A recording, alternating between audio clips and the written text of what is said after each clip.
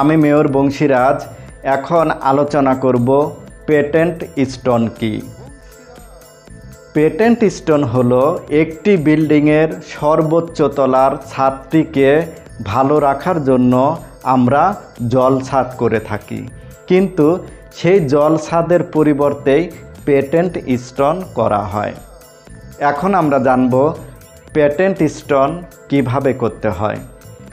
Patent stone করার জন্য সর্বপ্রথম আমাদের 0.5 ইঞ্চি আকারের কংক্রিট বা খোয়া নির্বাচন করতে হবে। তারপর বিল্ডিংয়ের সর্বোচ্চ তলার ছাদটিকে ভালোভাবে চিপিং করতে হবে। তারপর ছাদটিকে ভালোভাবে পরিষ্কার করতে হবে। তারপর ছাদটিকে ভালোভাবে পানি দিয়ে ধুয়ে পরিষ্কার করতে হবে। এরপর লেবেলিং নিতে হবে, যাতে করে ছাদের লেবেলিং সমান থাকে।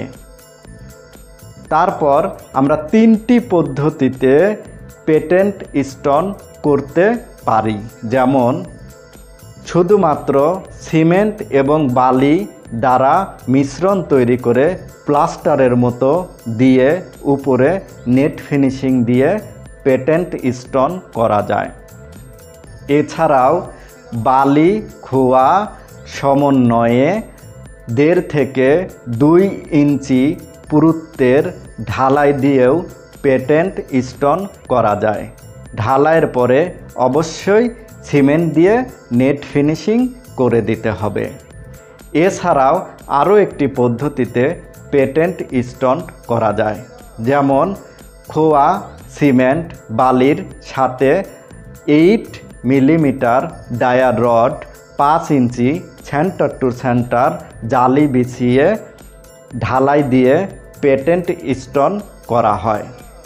তারপর ঢালাইয়ের শেষে অবশ্যই সিমেন্ট দিয়ে নেট ফিনিশিং দিতে হবে।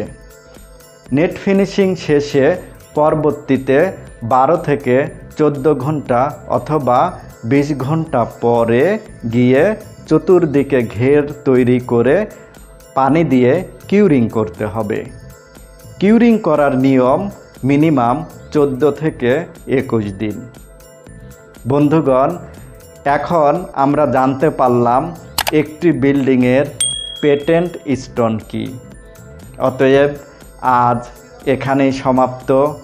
আবার দেখা হবে অন্য কোনো সময় অন্য কোনো প্রসঙ্গ নিয়ে। খোদা হাফেজ।